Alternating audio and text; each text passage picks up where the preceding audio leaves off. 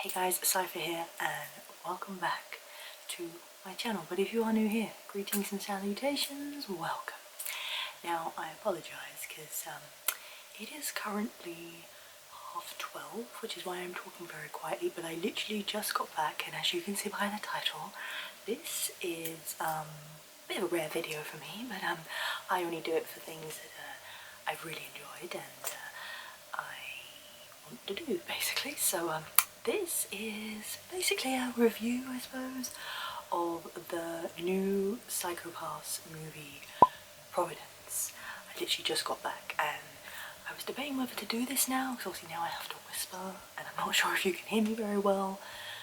So I may decide to redo this, I don't know, but if not, here we are. And I also apologise the way I look. I literally came straight from work. From there, we went to so okay, there's a bit of a story behind this. So I went with my friend who is the one who introduced me to Psychopaths. And for those of you who don't know Psychopaths, essentially, in short, it's like a dystopian anime. And I would highly recommend it. And also, for the record, spoilers, like major spoilers for this. But I wanted to get this out. Hopefully it will be tomorrow, because this is the first day it's been out over here. And yeah, I have been, ever since I heard it announced, I was like, yeah, we need to go see this. Because I was actually very surprised about it, because they obviously released 3 seasons plus I had the movie before, but it's kind of nice that they decided to do this even like so far down the line, I suppose. So yeah, me and my friend went, and she lives in Cambridge, and the only cinemas they had showing this were either London Haymarket, which is a Lux Odeon, or in Norwich, which funny enough is where I went to uni, so we found that quite funny. Anyway, so we ended up going to the Haymarket one, and it was quite a small cinema, but it was packed out, like packed out. Even when we were booking our tickets, the 2 seats we wanted were sold out. Anyway, so I'm gonna sort of try and keep this brief, I suppose, and again, I may decide to redo this considering how clear it's gonna be. I've tried to bring the camera forward a bit. Yeah, basically, so, but I thought I'd try and get it out while it's all fresh. So, where to start is the thing. I said spoilers already, didn't I?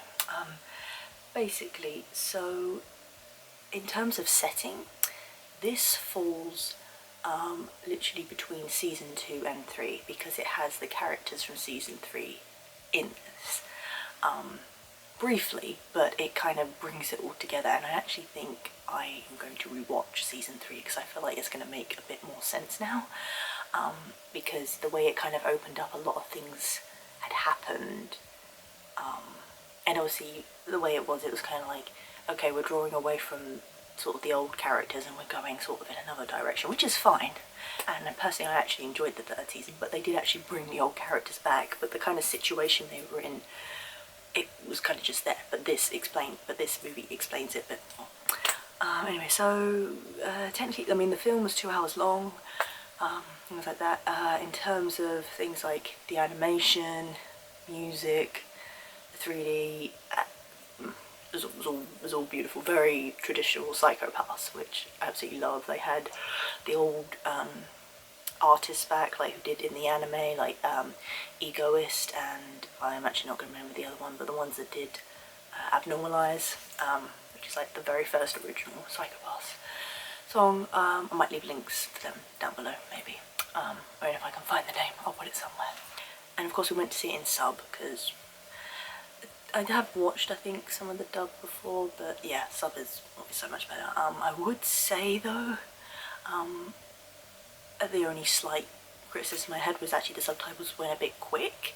And I'm quite an adept anime sub reader, you know, like they do it a lot, but particularly with this particular anime, there's a lot of ideology and psychology and philosophy that goes on in it, in terms of the kind of concept. So sometimes that, like, stuff they're talking about, it takes you a minute to kind of process it, so if you don't actually get to read it properly, then you might end up a little bit lost. Anyway, that personally for me. But again, those of you who don't know Psychopaths, I would highly recommend. But essentially, like I said, it's a dystopian anime I suppose, in terms of genre.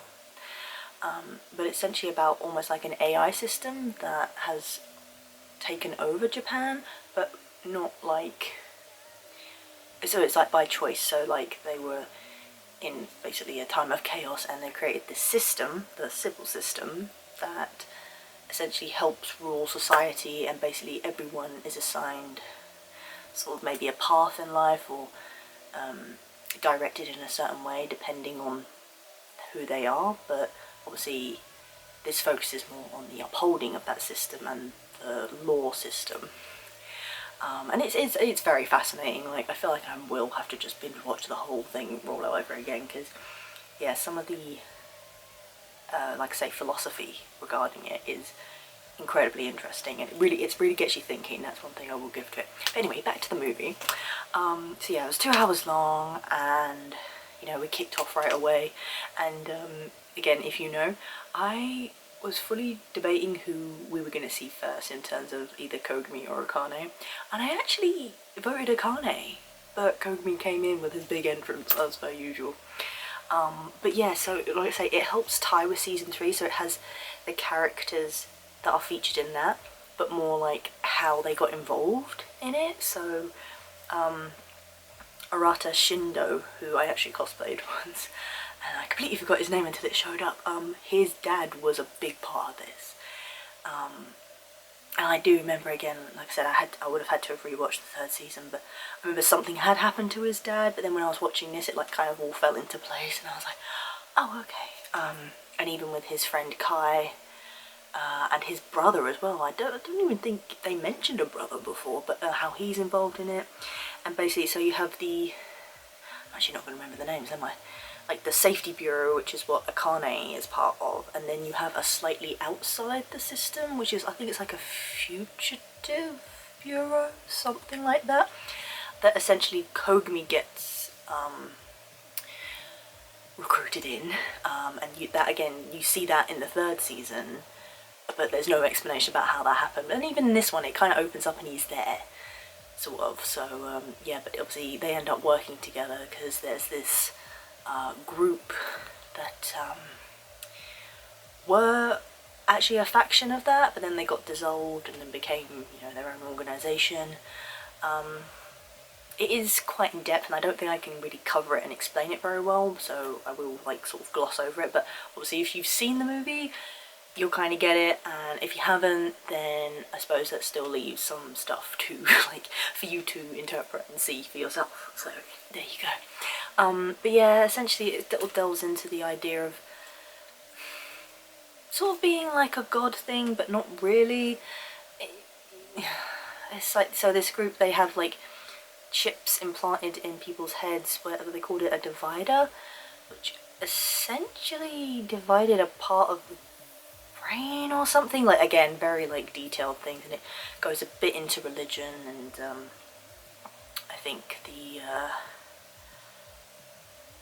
testament and stuff like that. I won't like go too much into it, I suppose, but in essence it's like everyone's sort of coming together originally to stop this organisation, and then it transpires they have their own AI system which is similar to Sibyl, but it's different, and that's what they deem as their god. But it's clearly showing like the development of each character as well, particularly Akane, I would say, because she's always had this sort of, like, she believes in the Sibyl System fundamentally, but she also truly believes in the like human will, in that you can't cut that out completely. So in a weird way she's almost against the system, but not, like, she knows it needs to be upheld. And, you know, again, if you'd watched the previous seasons, you know that that's what she stands for, and she realises that, and obviously she knows what the civil system is fundamentally, and she knows it would, if it just got disbanded, then that would be the end of Japan. So she understands all that, but at the same time she knows that the system is like flawed in its own way. But she's definitely developed as a character, and I think the usual popular opinion is that season 2 is a bit meh. Personally, I didn't mind it, but I suppose in terms of storyline, a lot of people just say that, like my friend was saying, that it's a bit boring in the sense that it's like the first season but just with different characters and a different way, but I think it still holds true to the like storyline and the, again, theme of the series. So I would definitely, and even 3 actually, like even though it presented itself with like whole new characters, it then tied everything back in, and it now, so this movie now explains why Akane, again spoilers, again if you've not watched season 3 I would do that, and actually I'd even recommend watching this movie beforehand because maybe it might flow a bit better, I don't know, but now I feel like I have to watch season 3 to understand it a bit better. So like obviously Akane was almost imprisoned or like put away somewhere at the beginning of the series, and now it explains why that is, but in a sense it doesn't make sense why she did what she did, I would say. But obviously what I was looking forward to with this movie in particular, just personally, was to see Kogami and Akane's interactions again, because if I'm being perfectly honest, I slightly ship, but I generally just enjoy their interactions together, and you know, considering that they showed up again in season 3 and even at the end, where they had like their little moment when she got out, yeah, it was just kind of nice to see.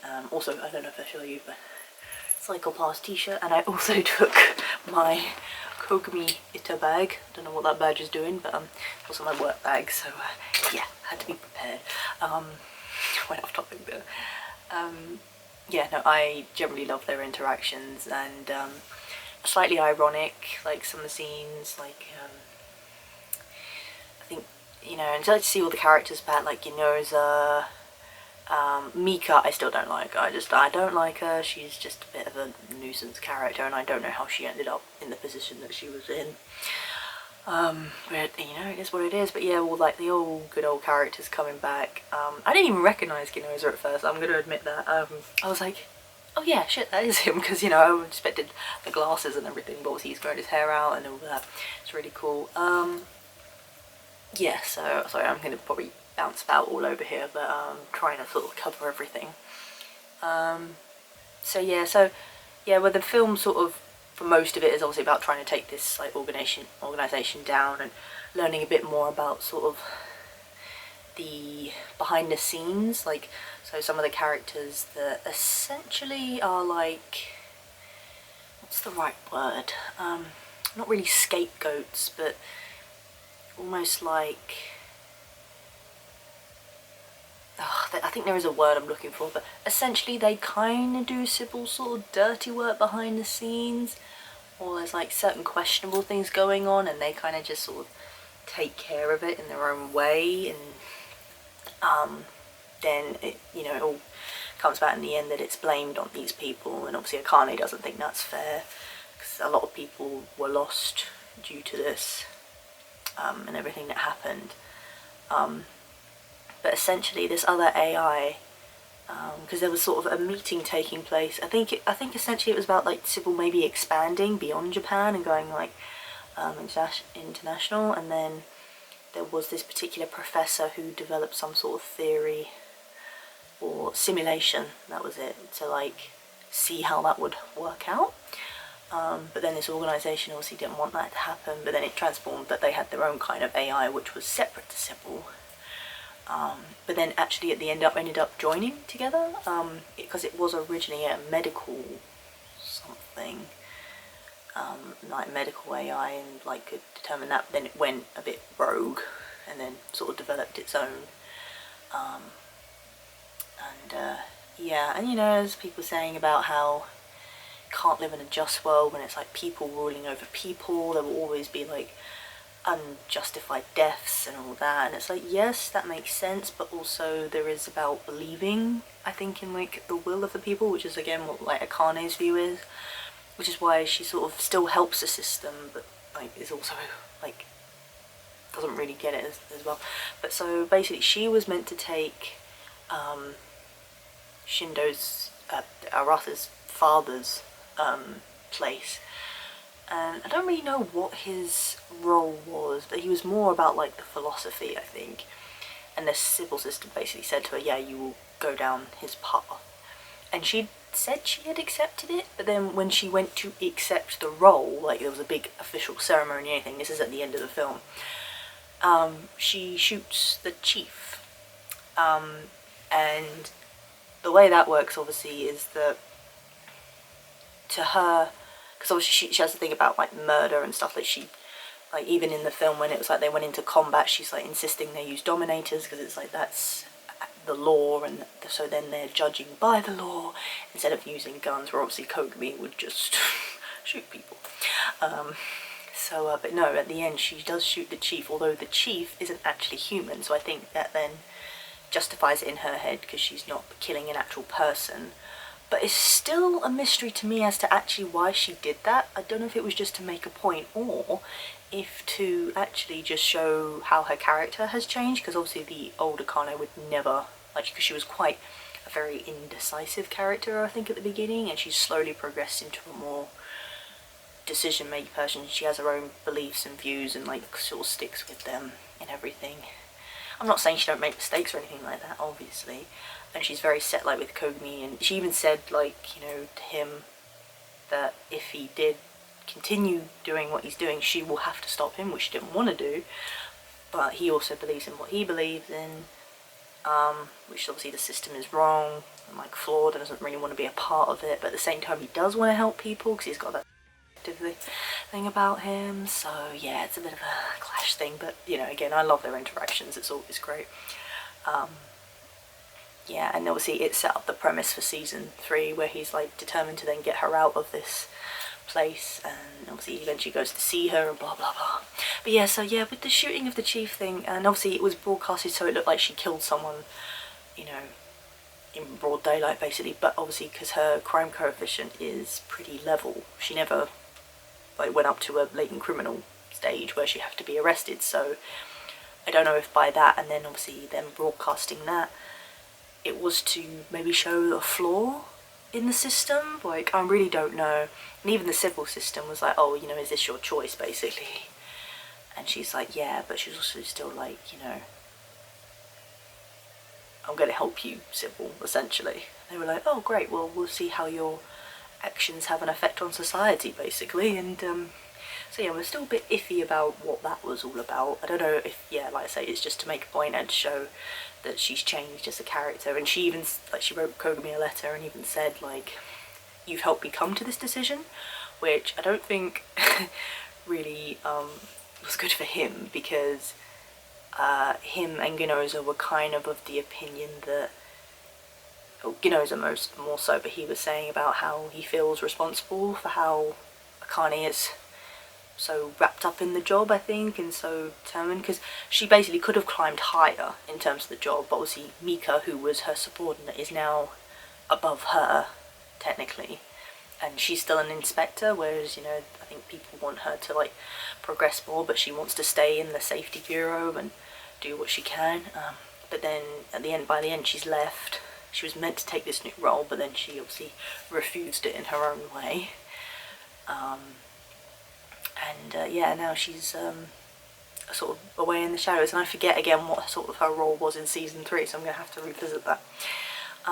But again, it was a great film. It was just nice to see all the characters again and everyone interacting and how it all played out in the end. So yeah, I don't know if I can really say any more than that. I feel like I missed something. But yeah, so going back again, I was saying, like, what Ginoza was saying about feeling responsible for Akane and basically wanting to protect her, and Kogami was basically of the same opinion, but he kind of failed to do that really, and kind of, I think, realised how his actions have affected her really, and like how she's changed maybe because of him, and I don't think he feels good about that. So then he's like determined to be like, right, I'm gonna get you out of this fix, because he feels responsible. So yeah, but no, definitely season 3 needs rewatching, because again, I think it'll make more sense now, because yeah, seeing those characters again was really good. But obviously they hadn't met Kogami or any of them before. It was only Akane. I didn't realise Arata had actually met Akane briefly, and knew more about her in the season. So yeah, and I still have to watch that Sinners of the System, which essentially is like divergent sort of stories of each character, or like different characters sort of set around that sort of time period, or just before. But they're definitely worth a watch, so I will get around to that. But no, I really can't fault this film. Like, obviously, if you're a Psycho Pass fan, it was great. Really worth the wait, considering when the last movie was released.